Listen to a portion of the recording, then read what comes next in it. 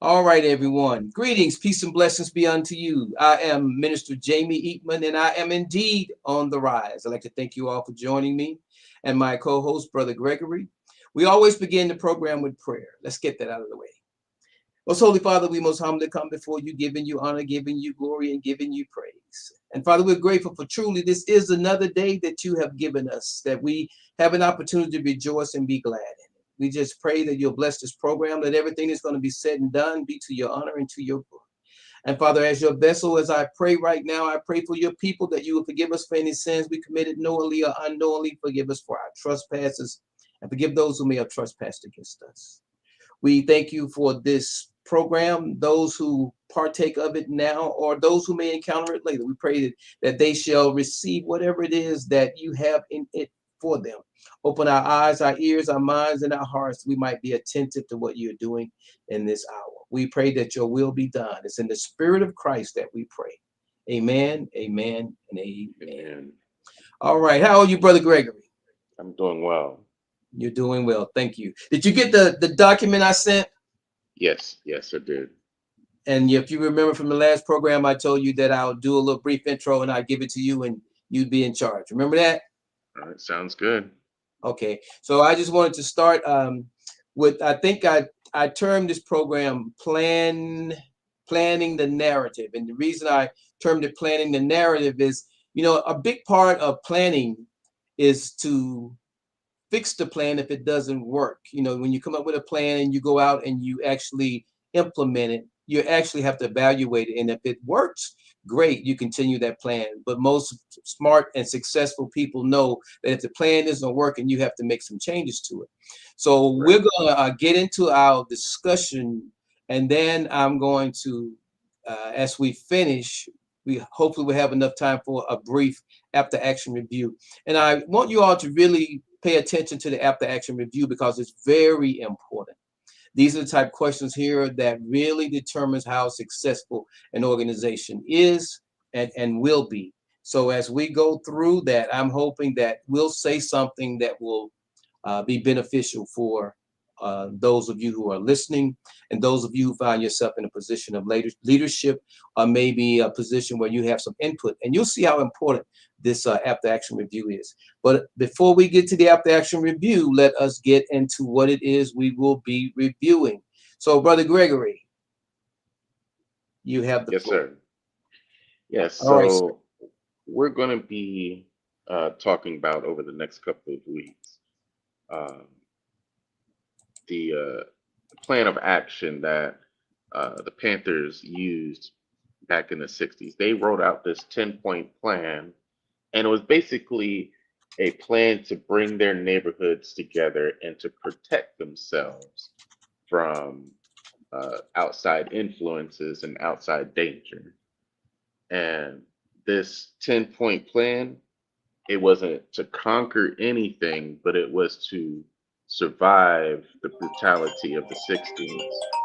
And so that was the goal of the 10-point plan. It was to survive the brutality of the 60s and to have a plan in action in order to become successful and prosperous in this country.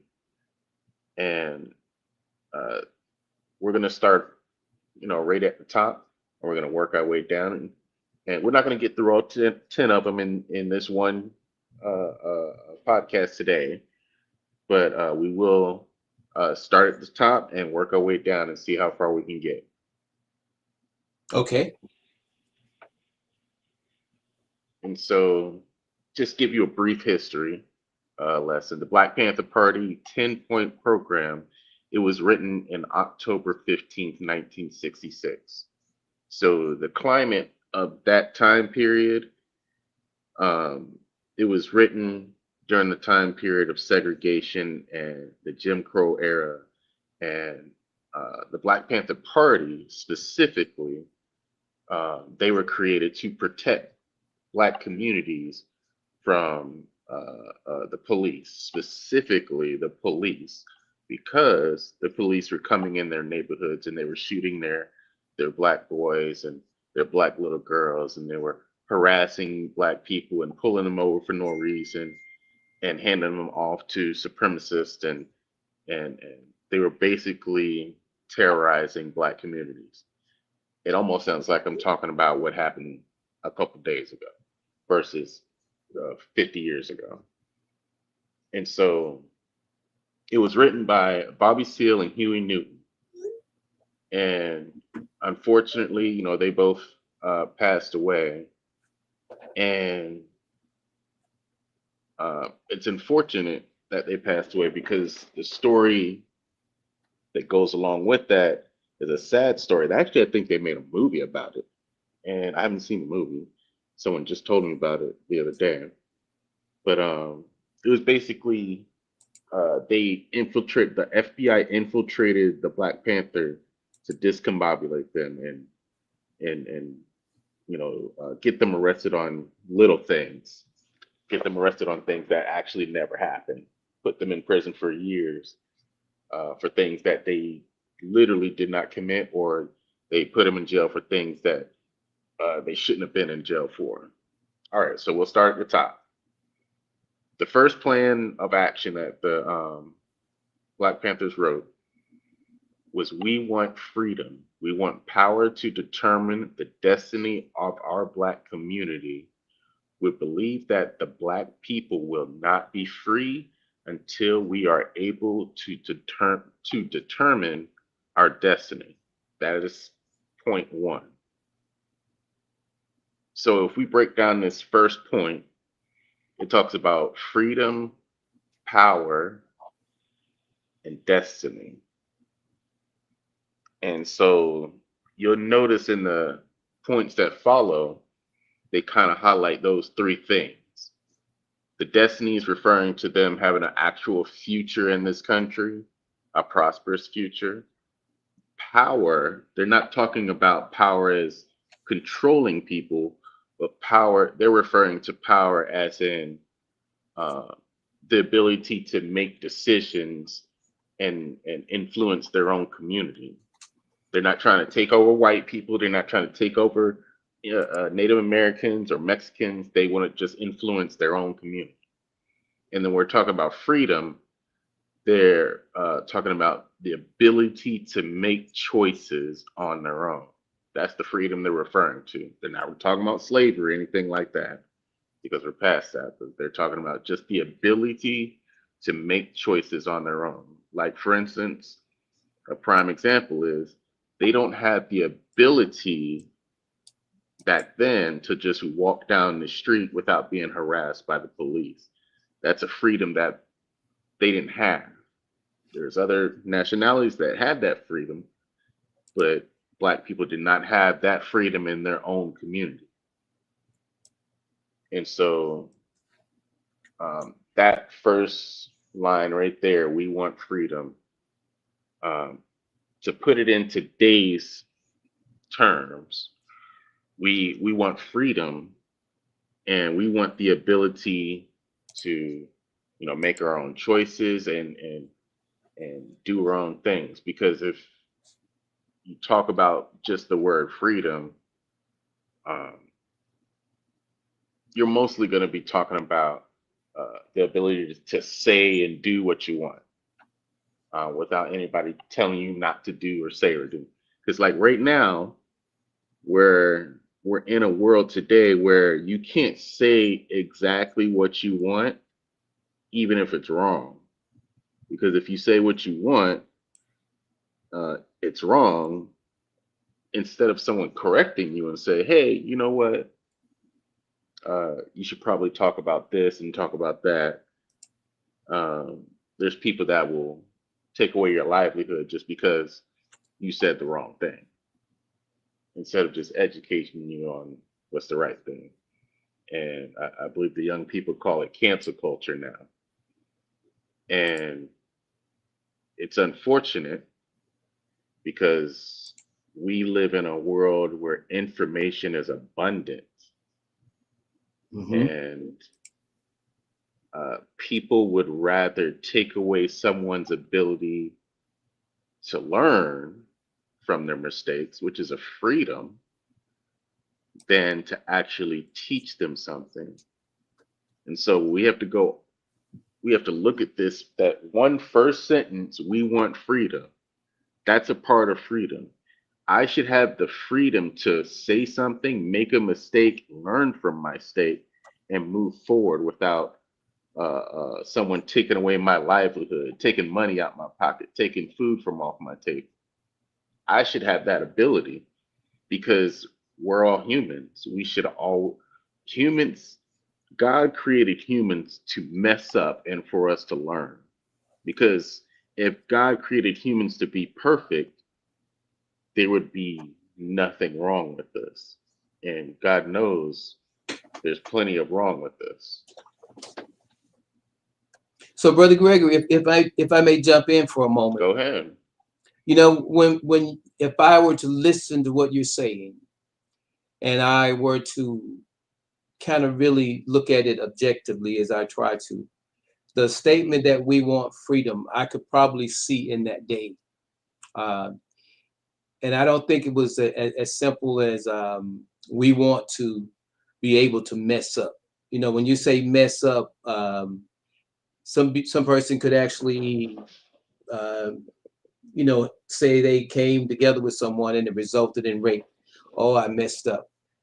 I don't think that was Hmm. kind of it solely. And I don't mean to undermine what you're saying, but I want to point something out because when we talk freedom in that time frame, we probably better be able to relate to it as far as the freedom. There was a lot of things that were taken away, and if you put it in context, um, a lot of the things that were being fought for were on the verge of being, I guess, threatened because you're looking at the leadership here and what's going on, and here comes this second voice, as you might see, what might not have been the most vocal voice of the one that people desire to deal with, but the cry is kind of still the same. But I like the portion, or well, going on to the portion that says, we want power to determine the destiny of our Black community. And as Hmm. I hear that today, and for us to look at it and read it with such empowerment today, it would almost imply that we see ourselves as being powerless. And that day, these words actually had more meaning. And today, when we speak them, we want to make sure that people understand that the context that we're speaking them, we're looking back at the language that they use today, to think that it's justified or it's as common as it was then. The things that were going on, it's not so. It may still occur, but the battle is an ongoing battle. And I would also add to that, because I try to be just, some of the same battles that we're fighting in the forward battle, we're fighting in the rear battle, because we have blacks killing blacks, we have police that are killing blacks. But the bottom line becomes the issue behind the death. If it was a person that had someone at gunpoint and somebody killed him or the police killed him, it probably wouldn't be an issue. But for them to kill someone, an unarmed person, and the person has surrendered, that becomes a different story. So everything has a context in which we have to look at it. But and even in our community, and I'm saying this because if we're going to move forward, it isn't just the thought of who's holding us back. It's a matter of us Right. pressing forward and rising above some things.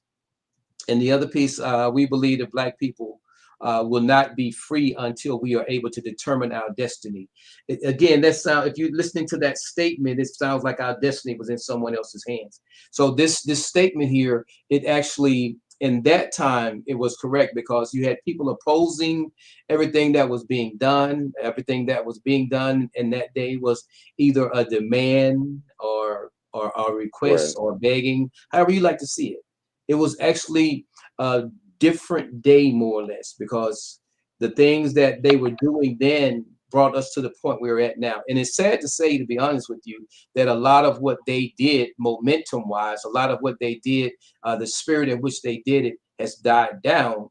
We should actually be able to operate in that same spirit today. Actually, matter of fact, we should be operating in it. But because that Hmm. didn't quite happen, we're here discussing a matter, and we're discussing some of the same things that they had to deal with. But Right. I like what you're saying, and this statement is, as I said, I've never really studied them, so I'm really getting a lesson. So as you give it to me, I'm going to kind of give it to you as to how I see it and how important it is. At that point, it was superbly important. In this day and this hour, there's still so much to be learned from it. Some things that we Right. take for granted. We need to open our eyes and be wise to, because as we're going through it now, there's a thin thread between what they wrote about and what they were experiencing and actually what's going on now. So I just wanted to add that. Yes, thank you. Um, to the second half of that first point, uh, we believe that Black people will not be free until we are able to determine our destiny. You're right. In the '60s, they were referring to we don't know what's going to happen next week because of the violence that was happening towards them every single Right. day. Um, Today, we have a little bit more. I'm not going to say a little. We have a lot more freedoms than they did in the '60s. However, um, some of us still can't determine our destiny because of the loophole that we're brainwashed and that we're in. And people think we're supposed to be in this loophole. There's a few of us that broke out the loophole, but it's a few of us that are still in the loophole, and we don't even know we're in the loophole. The one thing that um, a lot of people, I was talking about this months ago, matter of fact, a lot of people fail to realize is that uh, Robert F. Kennedy, he helped out Black people tremendously, like a lot. And a lot of people don't realize what he did for the Black community specifically. And Robert Kennedy, he tried to combat redlining very hard. He did his best to try to combat that because he understood that was an inequality in the Black community. And redlining has been happening ever since the 40s. It still kind of happens today, but it's more recognized, and so it doesn't happen as often. Um, and for people that don't know, redlining is when banks and governments give people opportunities that they don't give Black people, more specifically financial abilities and financial opportunities. Uh, Even more specifically, for instance, the ghetto, the hood, that was actually created for people coming back from war that didn't have a home, people that came back from war that were struggling, and so everybody was in the ghetto in the 40s and 50s, but the only people that got out the ghetto were the people that they gave loans to buy houses to move up out the ghetto into the suburbs. And unfortunately, back then it was only white people, and that's what's kind of the basis of what redlining is. So the same person that fought in the same war that came home with the same injuries could apply for two people could apply for the same loan, one Black, one white, but the white man would get the loan and the Black man would stay in the hood. So who was left in the hood? Black people, and we had to try to adapt. Now that we have that knowledge, we understand that uh, uh, uh, people have tried to combat this redlining by doing certain programs and things. I talked about the USDA loan a while back. That's one way to combat it. It doesn't matter what your skin color is. It don't even ask you what your skin color is. It don't ask much of that as far as your ethnicity at all. The only requirement that it has is that you make $1,500 a month. If you can earn $1,500 a month, you can pay back that USDA loan, and you know you'll be on your way to own a house, and then you'll have the opportunity to own property, own a house, depending on where you live. It could be 5, 6 acres. But my point is, we have to understand that if we want the 40 acres and a mule, there's ways of getting that 40 acres and mule. There's ways of getting to our destiny of owning things instead of renting. There's ways of having things instead of borrowing.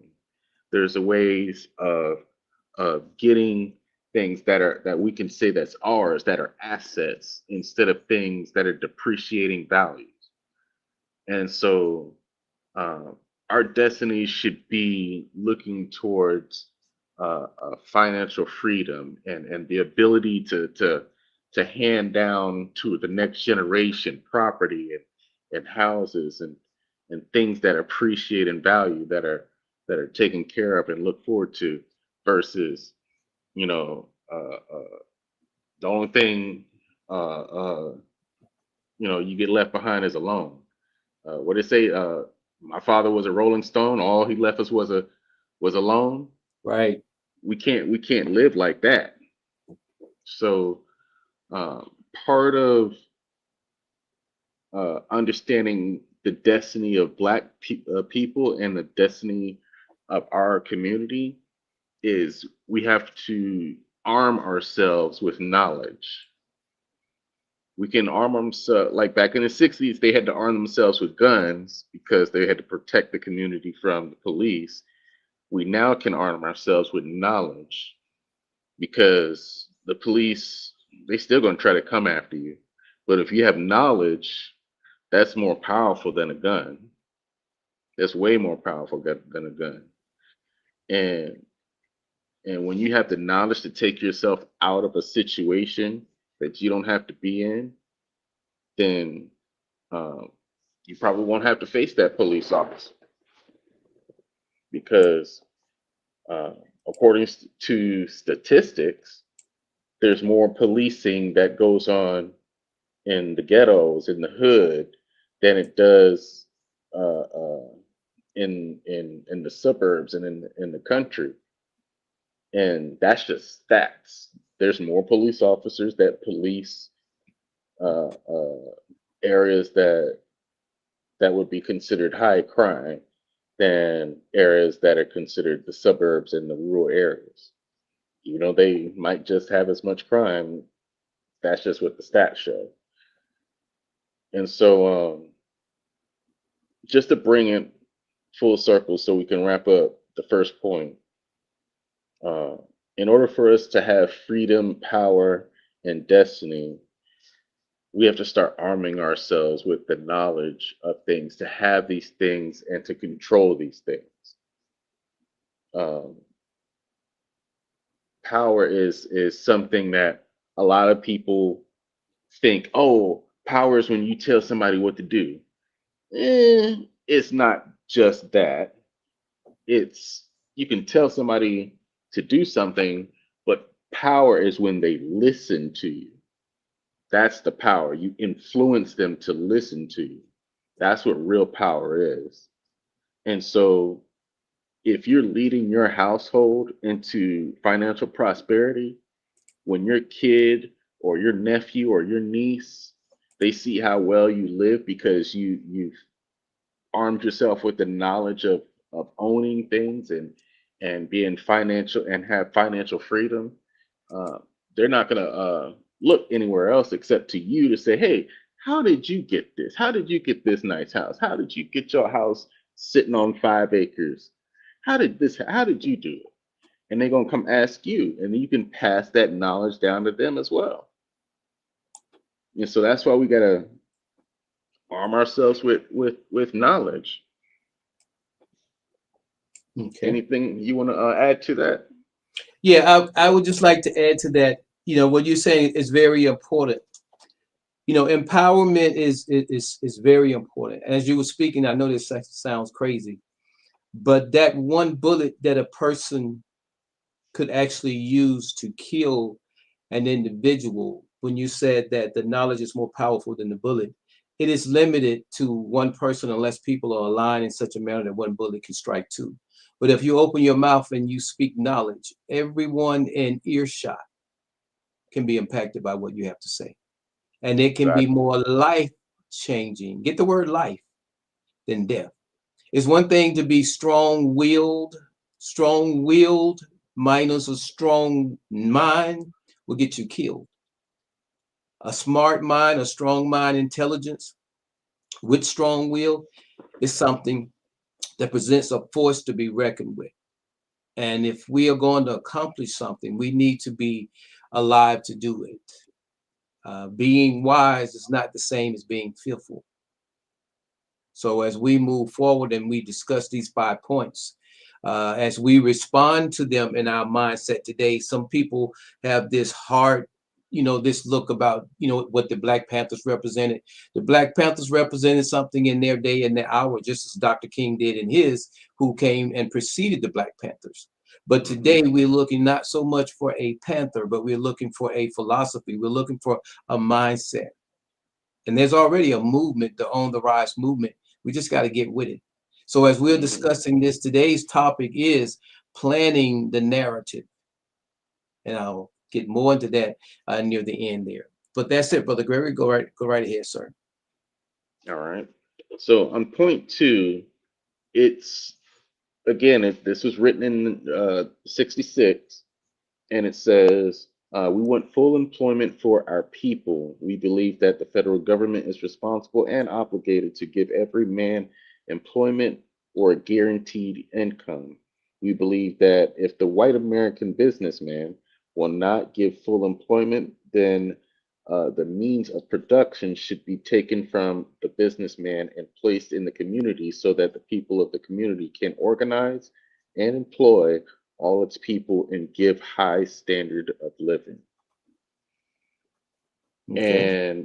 And that point particularly, it's it's more specifically talking about equal employment, and I would go as far as to say that if we were to try to make that same type of notion in today's time, I would say I would want us to start more Black owned businesses and support Black owned businesses. We know Black owned businesses. It's not like they're not out there. And uh, uh, we know them left and right. Like, prime example, um, my whole childhood, I used this particular cocoa butter. Uh, it was called Africa Gold. And Africa Gold was just sold out the back of a truck when we first started buying it. I think I was like 6 or 7 years old, and then it became a huge conglomerate, and then eventually it was picked up by another Black company. I believe it was the same people that made pink lotion for your hair. That's a Black company as well, and so. Um, we have to start supporting our community. And so, yes, we can have employment in every sector of the United States. However, if we don't support our Black community, as far as patronizing our Black businesses, it's going to be hard for them to stay and stay around. And then you know who's going to gobble them up? The WalMarts and the Publixes and the Krogers. They're going to gobble them up because they're not going to have enough business. Like prime example, my mother, she lives in a high rise, and uh, there's this black and white a couple. They come, I believe it's like every couple days from somewhere in South Georgia with a big truck full of fruits, vegetables, and cooked food and stuff like that. And it gives the opportunity of people in her building to, instead of having to walk down the street to Publix, they can buy fresh fruits and vegetables right there from a Black farmer that come to the building. They usually sell out by the end of the day. And I every chance I get, I tell her, I said, every time they come there, give me a call so I can buy something from them. Because uh, to my understanding, they're not that far from Atlanta, but they're far enough to where they have a big enough farm they can grow year round. Of course, they grow different things according to the weather. And I did not know that blueberries taste different in the wintertime than they do in the summertime. And the only way I knew that is if I had blueberries in the wintertime from that black farmer that grew them on his land. And I feel great to say that, oh, I got this fresh fruit from a black farmer down in South Georgia versus saying, oh yeah, I picked up this vegetables from, I don't know, somebody in Kroger. I don't know where Kroger got it from. Wherever Kroger got it from, I don't know. But I would employ people to patronize your black business so they can grow and so they can become profitable and they could, grow into bigger black businesses and we can support them even more. And like prime example, I bet you didn't know there's several black banks in America that try to exclusively only cater to black people. They just need black people to, open up their eyes and find them. Did you know about these black banks? I've heard of one, and I didn't know if they were still in existence or not. It's actually several of them. And to my understanding, there's about 30 or 35 black owned banks. Um, and I mean, there's actually several of them. I want to say it's like two of them right here in Atlanta, in my city. And there's a few sprinkled in the Midwest. Um, but they're generally speaking, they're across the South. Hmm. And so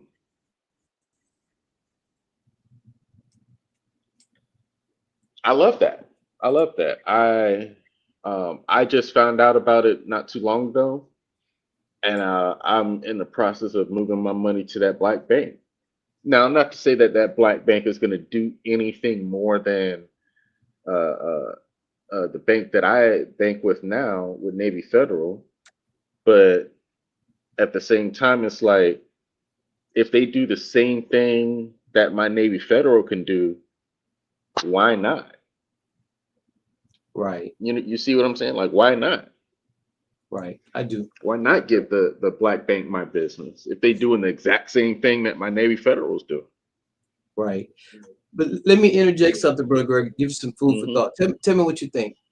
Now, you were mentioning those several black banks to me, and obviously it's something that I wasn't aware of. And as you know, we said the topic for the program today, actually, let me see what's showing. I want to put it back up there. The topic for today is planning the narrative. And Hmm. and just to show why it's so important that we are wise and have wisdom. If we look at a black bank versus a white bank, I want you to answer this question for me. It isn't a trick question. It's a straightforward question. A dollar will always be worth what? A dollar. A dollar. In today's society, there's so much of a transition with cryptocurrency that Trump is more known for his relation to cryptocurrency than he is to a dollar. Why would that be important for us to know that in our planning the narrative? To know where the future of the dollar was going to go. And basically, the future of the dollar, it's like things have shown us this. If people look at Bitcoin,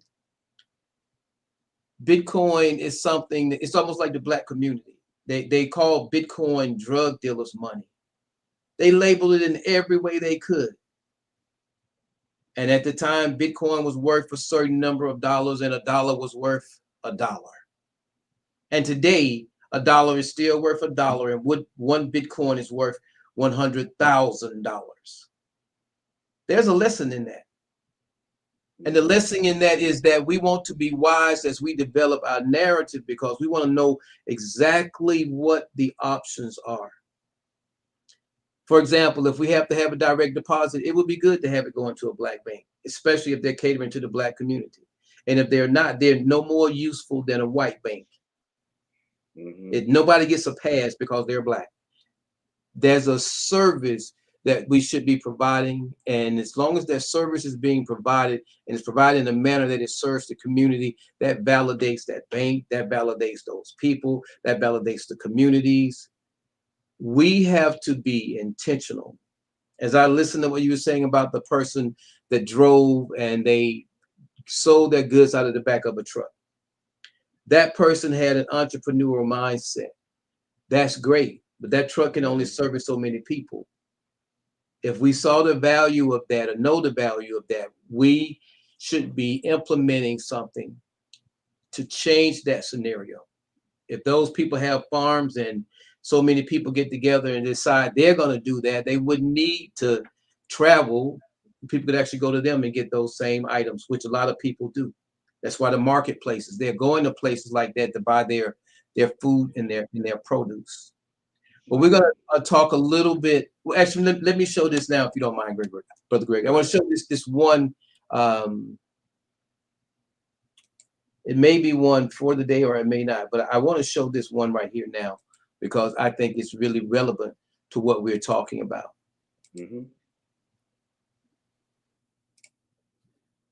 Like, share, and subscribe. We educate, motivate, and inspire you to rise to prosperity. Imagine a community where every dollar spent is an investment. Every effort made strengthens our shared vision, and every opportunity is a step toward generational wealth. This is the promise of the Black community as both stakeholders and stockholders. Stakeholders have a vested interest in the health and success of their community. They care about education, jobs, housing, and economic opportunities. Stockholders, on the other hand, take this a step further by actively investing in their community, building businesses, creating jobs, and securing financial futures for the next generation. But there are challenges. Economic leakage drains our wealth as our dollars flow out of our communities.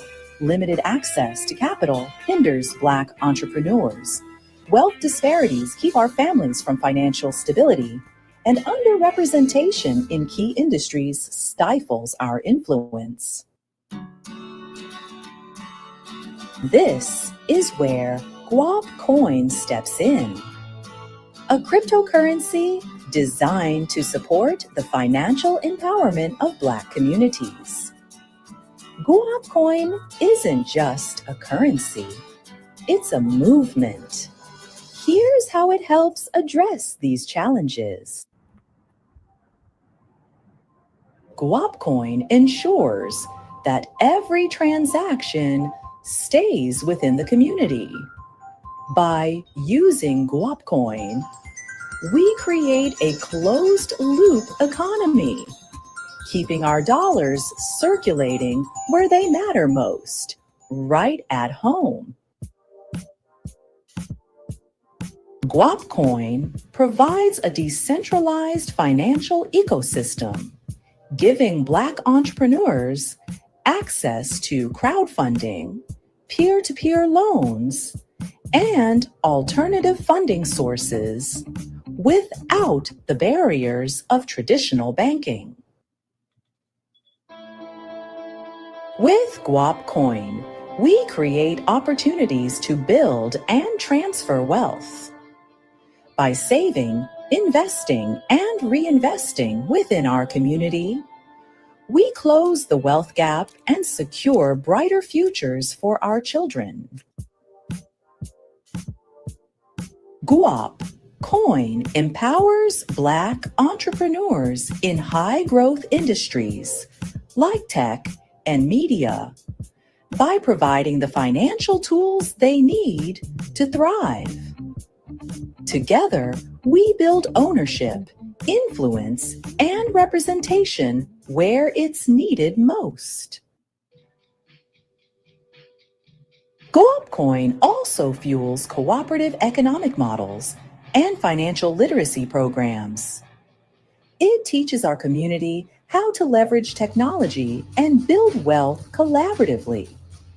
With GoUp Coin, we're not just consumers, we're investors, innovators, and leaders shaping our destiny. Now is the time to embrace our roles as stakeholders and stockholders. By adopting GWAP Coin, we take control of our economic narrative, invest in our community, and secure a legacy of prosperity. Together, we create growth and change. Together, we prosper. GWAP Coin, your currency, your community, your future. Don't forget to like, share, and subscribe. This video is not investment advice. It is designed to educate, motivate, and inspire communities to rise to prosperity. Okay, Brother Gregory, I wanted to get that in. I think that was a good spot for it because they talking about employment. A lot of things. I went to spoke with a young lady today, and we were speaking, and I had seen this advertisement or this representation, and I had not known where to find the group. So I went to a meeting, and it was actually at the building where this group actually is housed. So I'll be going back there, but I'm saying this to say a lot of the things that we're saying, which is why I made the statement earlier, as we go through this, some of the same things we were asking for, we're in a position to do. But if we're going to do that, it's going to take a certain knowledge. And one thing about knowledge, you have to have something that fuels it. And inspirational dissatisfaction also motivates. So as we listen to these 10 points as we go through them, there's something to be gotten from them. It gives you a sense of what it was then, what they were saying then, and it gives you kind of how to perceive it or look at it now. And that will impact how you or what you speak concerning it now, because we are today discussing planning the narrative. And in planning the narrative, we are also looking back at the 10-point plan that the Black Panthers have put in place. So as we go through this, I'm looking forward to learning more from Brother Gregory and actually giving my little 2 cents. It definitely encourages my thinking and inspires me very much so. Brother Gregory, I thank you for your patience in getting that video in.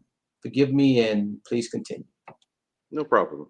It adds to what I was talking about as Black businesses. Black businesses in the U.S., they only make up about 3% of all businesses in the United States. And a lot of people would say, oh, that's barely anything. And this is the thing. Black businesses are behind white, Hispanics, and Asians. And of course, the Caucasians, they have a jump start because of their history. But the Hispanics and Asians, they have surpassed us. And we've pretty much been here longer than the Asians. So that should show you right there, we should invest into our own communities. And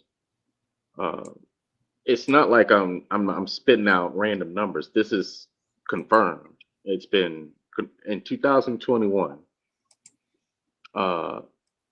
The percentage of businesses in America that were Black owned or African American owned was 2.8%. That's just under 3%. And within the states, the companies that were mostly owned were DC, Maryland, and Georgia.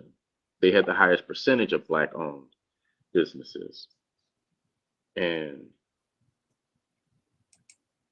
the point I'm making is that in the 60s, they were saying, we want jobs, we want equal employment.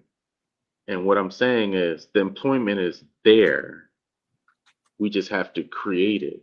We have the freedom now to create businesses. We have the freedom to create money. We just have to keep the money here in our communities. Go to our banks, go to our stores, go to our food, our farms. If we go there, the money will stay there. And just like the video was talking about, we if we just keep the money in our community, it will happen that way. When you see the Black farmer in his pickup truck selling watermelons at the back of his truck, and you see that McDonald's, instead of eating the junk food that the white man is trying to give you and patronize him, buy that watermelon that's healthier for you, and you patronize the Black farmer. Now, granted, there's no farmer in a pickup truck selling watermelons right now, but I guarantee you it's going to be one here every weekend and when it gets warm enough. And so, um, that's basically what I'm twisting that second point into being. They were talking about employment for our people, and we have the ability to find employment anywhere. But I would say let's take our employment that we can find anywhere and the money that we bring in and patronize our Black businesses and let them grow and flourish and become big conglomerates. And then we can leave that job that's, those other people are employing us to be and work for our people. We can do that.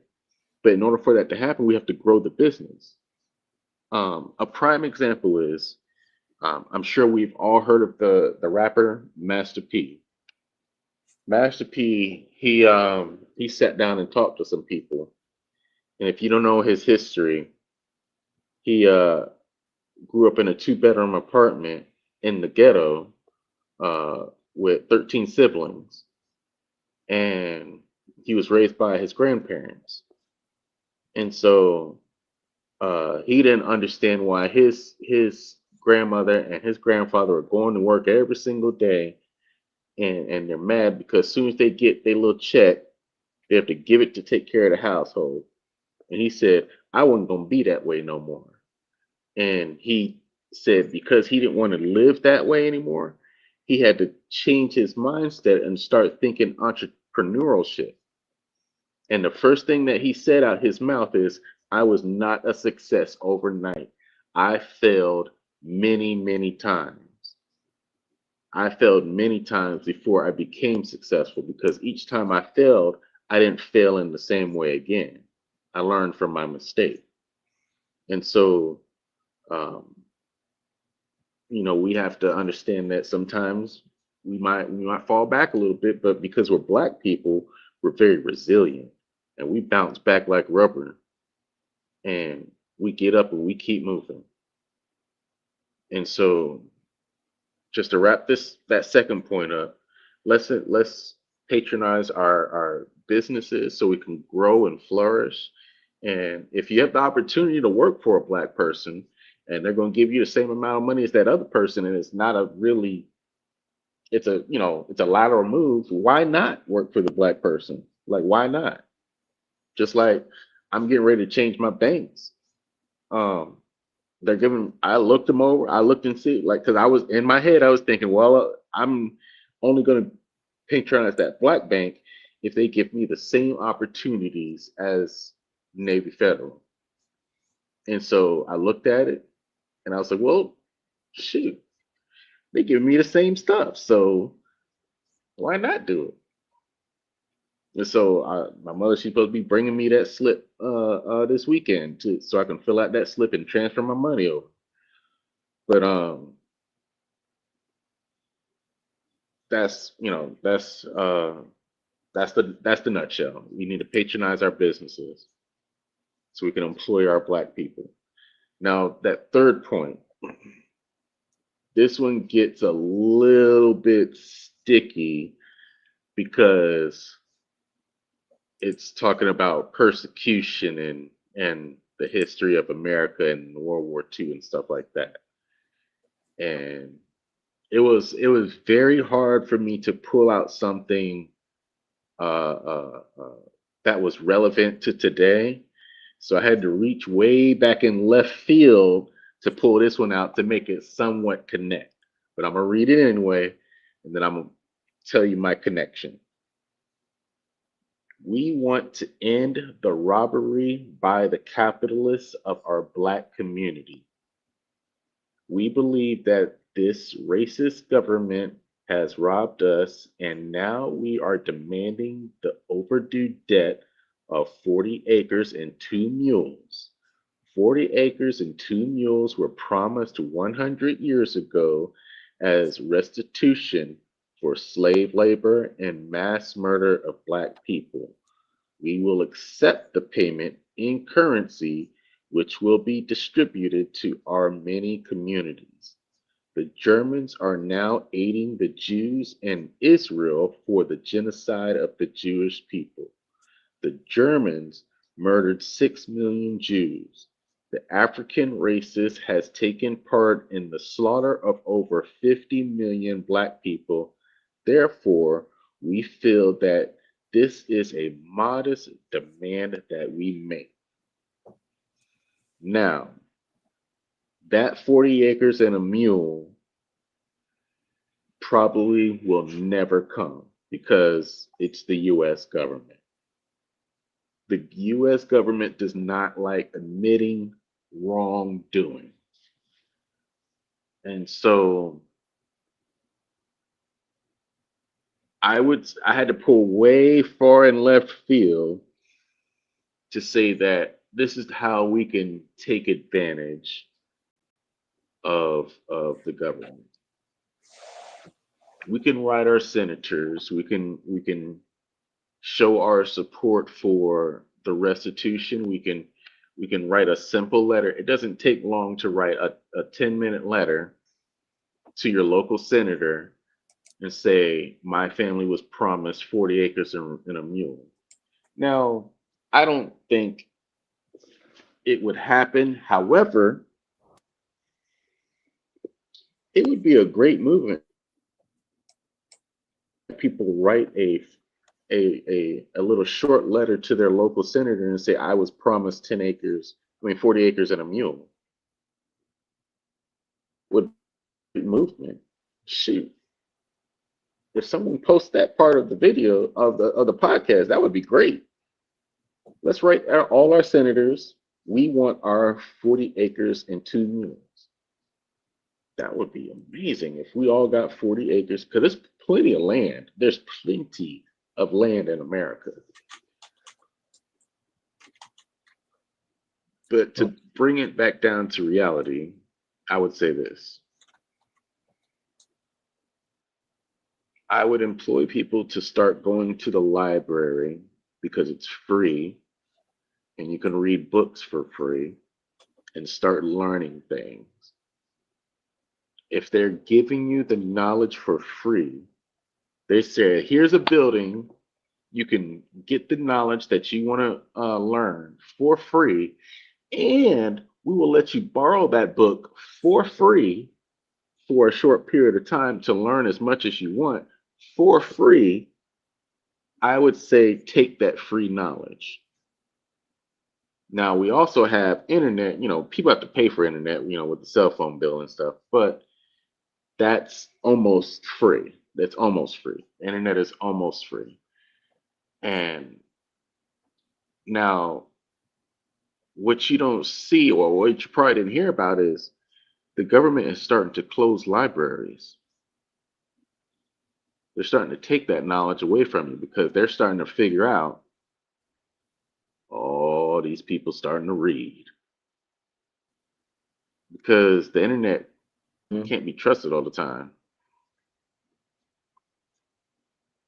So I would say But Brother Greg, learn what's the difference in trusting the internet and the library? Because books are written the same way people write articles. They because may every have book, scholarly books.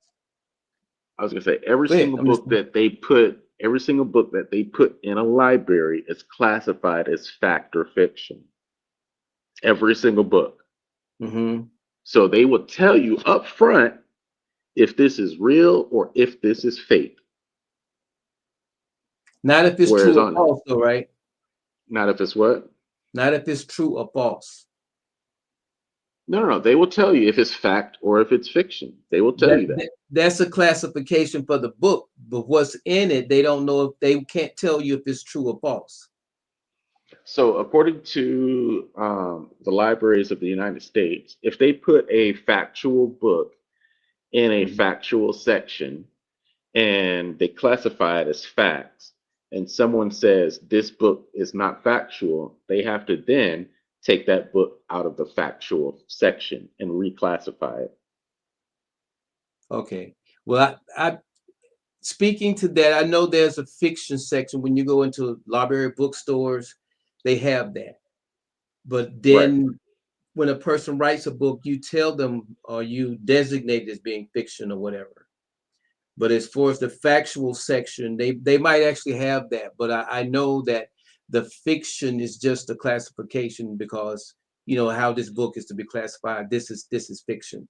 So if Right, someone right. If goes they, and write something that they consider to be a factual book. You know how they on the internet they say they fact check and all that. hmm The library doesn't do all that. Am I correct? They just no, no, classify it no. accordingly. So if it's a public library and they classify it as fiction, of course, that's not real. Or things in there can be fake. So they may cite some real things, but if it's classified as fiction, that means it's not Fiction, real. right? So if they classify it as factual, it will usually be in the segments of something scientific, mathematical, engineering, or medical. Okay. Um, if they if they put it in that section with those books and they say it's a factual book, um, that book has to have cites of the factual statements they make. If you pick up any book that's in the fact section and you go to the back of the book, you'll see everything that they cite in that book. So if they say something that's factual, they'll say why it's factual, where they researched it or where they developed it to be factual. And so like you'll never see like a magazine in the fact section. You Hmm. won't see it in the factual section. Matter of fact, you won't even see National Geographic in the factual section. If you go to any library, you'll see National Geographic in a group of in a section with other magazines. You Hmm. won't see a National Geographic next to a dictionary or an encyclopedia. If you do, they label that this is for entertainment. This is a company that creates visual images that shows, whatever it is. They label it because there was a lawsuit that happened in the 80s that someone read something that they believed to be factual, and it turned out not to be factual. So if you go to a public library, now not all libraries are public, but if you go to a public library, um, that book has to cite it, has to cite their facts. Okay, I got it. All right. And what we're gonna do, Brother Greg, we're gonna kind of close here. Not so much close. We're gonna stop right there as far as number three goes. A couple things I want to throw in. Um, and as you were speaking, what dawned on me was normally you'll see books will be classified as fiction or nonfiction. The factual portion that you are referencing may very well be there. That's one of the few places that I don't hang out a lot is library. So Hmm. I definitely couldn't address that matter. Right. But what I want to do is share this video, and I want to get your input before I comment on it. Okay. So let me get it.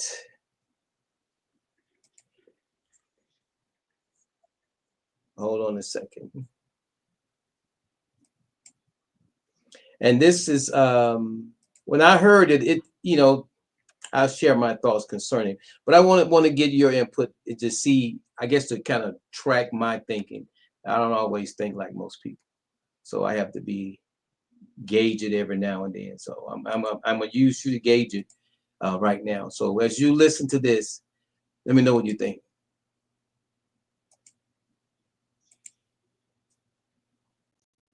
Where's my play button? So Oh, I'll watch I that went too channel. far. One more. so I'm saying that if we as Black people were to take one day a week, so I'm saying that if we as Black people were to take one day a week, let's say Wednesday, right? Wednesday is typically not a lot going on. It's not a weekend where people go out and spend money, eat out, or things like that, or whatever. It's just kind of a day in the middle. If we were to take Wednesday and say, okay, Wednesdays, I'm not spending no money unless it's with a Black owned business, right? If it ain't Black, I'm not spending. What if we were to do that? So I'm saying that if we as Black people were to take one day a week, let's say. Okay, what are your thoughts, Brother Gregory?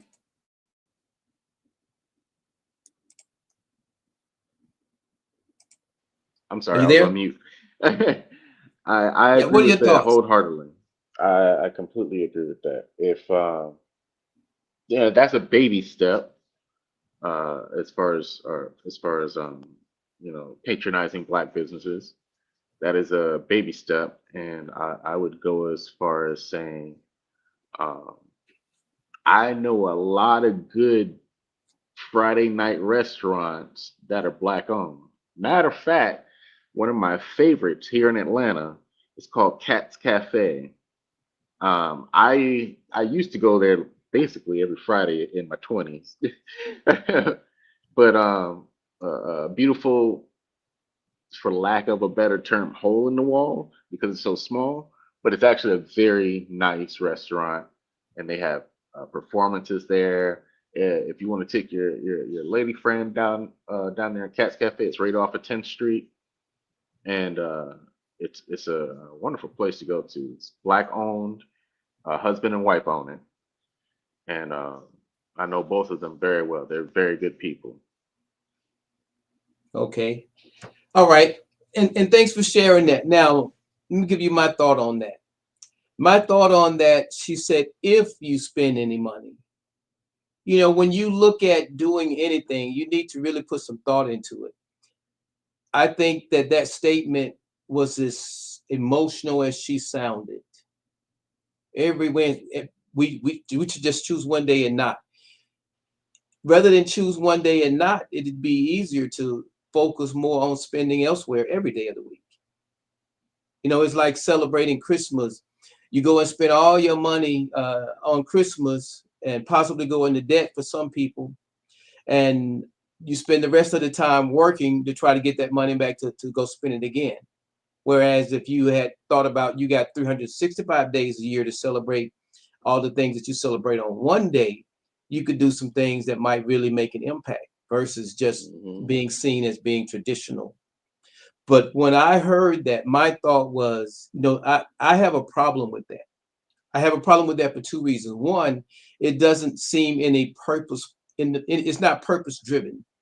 If you want to do something that you think is gonna hurt one group, why wouldn't you be as open minded about doing something that's going to help your group? To make the Hmm. statement, if you're going to spend on Wednesday, spend with Black people, why couldn't you intentionally? There's certain thoughts we have if we think them through. It's like when you set a plan in motion and someone don't support your plan because you wonder why aren't they supporting my plan? I thought it was a good plan. Hmm. Half the time the problem isn't that it was a bad plan. It's just that it was your plan, and the reason it's not as great of a plan is because it's your plan. When we collectively start to really when we get a microphone before us and start speaking for people, we want to make sure that what we're speaking is well thought out and it's going to bring forth the right results. So when I heard that, my first thought was there's so much more I could have done with that. You know, with Hmm. cryptocurrency being what it is, and particularly with the thought of having created a token for the Rise to Prosperity community, it would be a matter of you could actually invest something in those tokens, and on that Wednesday you'll go and shop businesses, and people might wonder, well, what good is that going to do? That just helps the Rise to Prosperity. But see, that will show our lack of knowledge. And one of the key things with Rise to Prosperity incentive program, Rise to Prosperity, and the OTR on the Rise movement is about education. When we look at the money that we have in our hand, Brother Greg, you touched on this, but you didn't fully bring it out. Not only that 3% spent in our community, but we make as much as what is it, about the seventh? We make more than 6 or 7 countries do. So when you look Hmm. at how much we make, it's embarrassing when it's how little we spend within our community. And in order to change that narrative, remember that the program tonight is about planning the narrative. And if you think about the planning of the narrative, it's done in this manner. Before you can actually go and implement a plan, you need to study all the choices and study the past history. I told you all I wanted to touch on an after action review, and we're going to do that real quickly. And you'll see why this is important. So, Brother Gregory, we covered 2 points in their entirety, point 1 and 2. Hmm. And I'm going to be the one that's facilitating. And because you're the presenter, help me out with this. When we look at the point 1 and 2, what did they do right with point 1 and 2? As far as the Black Panthers. Right, that's the point we discussed, 1 and 2. Okay, so what they did right was they created a the community. So they created the community, the togetherness in point one, to understand that they kept saying we, us, our. They wanted to make sure that they were included in this conversation. So the Black community understands that they're protecting the Black community and just the Black community. So they make sure they say we want freedom, we want power, our Black community. They make sure they feel included. And and and in point two, they were referring to employment that the government owes them for basically jump starting this country to where it is today. And they feel like the businesses that uh, uh, businessmen that were in white America shouldn't they should be employing African Americans because they're owed that, and if they don't want to employ them, they should be owed 40 acres and 2 mules. Okay. So that's what they did right. Now, what did they do wrong? What could they have done better? Hmm.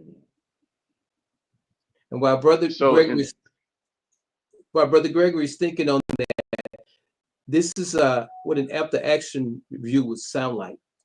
So when you answer these questions, you're to get someone that actually has some voice, someone that maybe planned this, someone that was Mhm. impacted by it, someone that observed it. And you get all these different views because, as you can see, these are critical questions. The first one is usually easy, especially for someone that backs what it is they're talking about.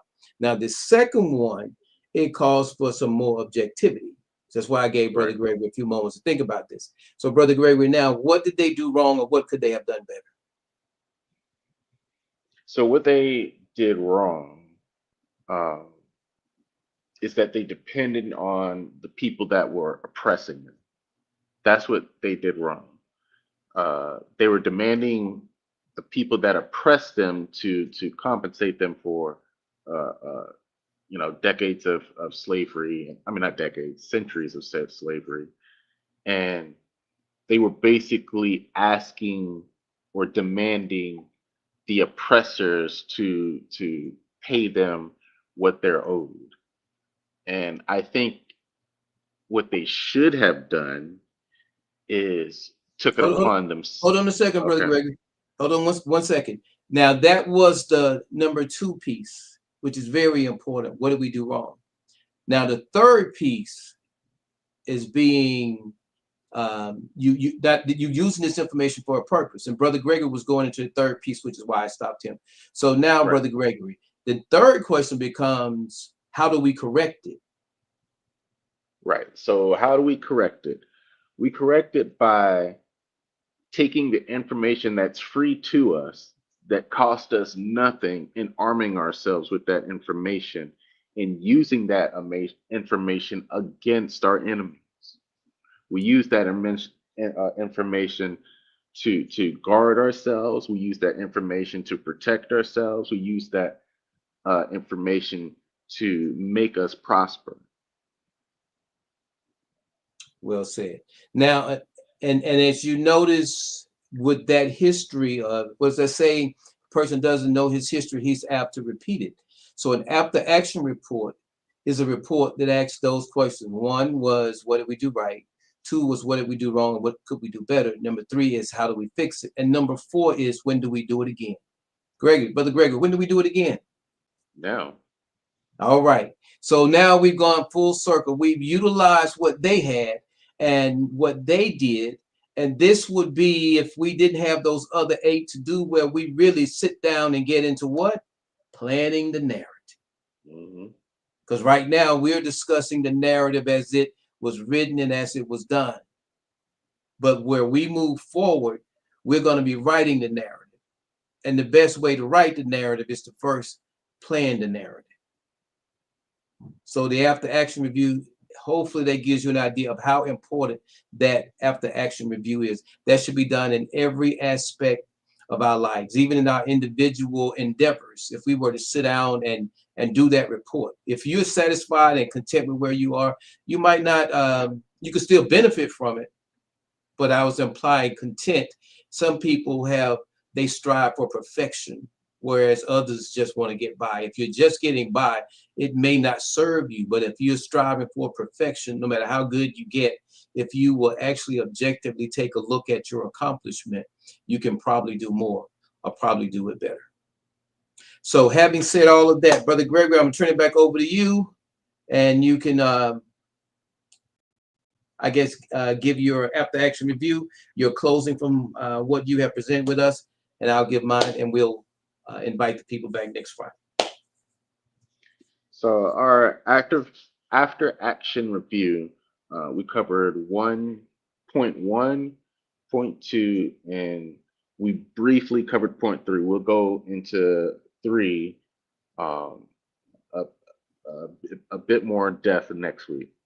And I just want to encourage everyone and to focus on point 1 and point 2. Point 1, um, understand that we have the information to arm ourselves, and we have the power and freedom to do things. And then in point 2, we need to patronize our Black businesses. They're there, a lot of them equal to, if not better than, some of these white companies that we patronize.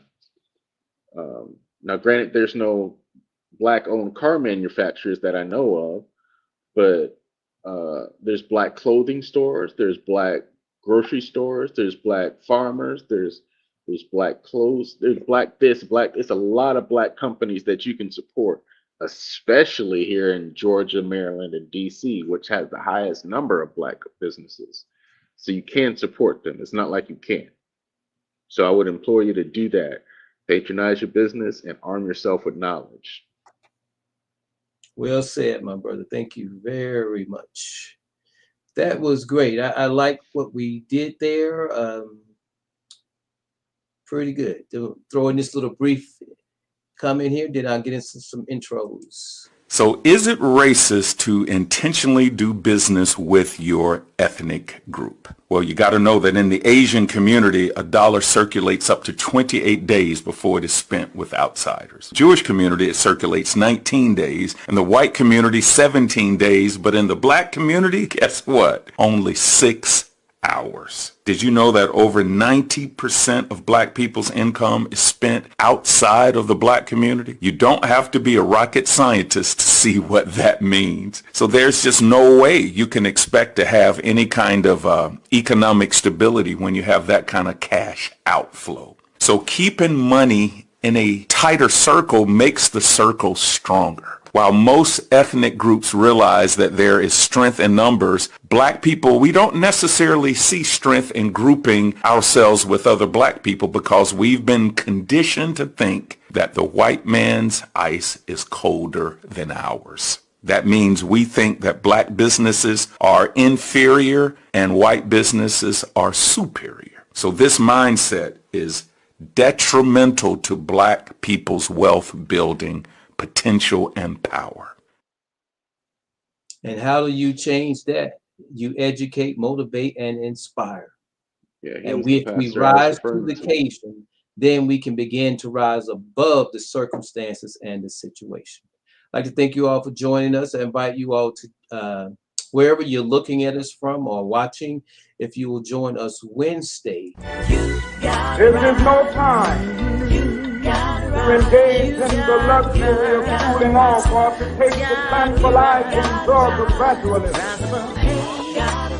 And I, for one, will join in with anyone, don't care what color you are, as long as you want to change this miserable condition that exists on this earth. Greetings, I am Jamie Eaton. Join me Fridays at 8 p.m. for On the Rise movement. See how big of a hurry I am with the rise, but before you join me next Friday, join us Wednesday. Greetings, peace and blessings. You're invited to Rise to Prosperity, Wednesday evenings at 8 p.m. I, Lady Antoinette, and my co-host, Minister Jamie Eatman, would love for you to join us, our panelists, and our conversation room guests Wednesday evenings at 8 p.m. as we rise to prosperity. And that's a fact. You gotta rise. This is Minister Jamie Eatman, and you have been listening to the OTR On the Rise movement. Again, I look forward to sharing this time with you all on Friday, and in between, join us Wednesday. Thank you, Brother Gregory. Outstanding job. I look forward to next week's. Peace and blessings, everyone.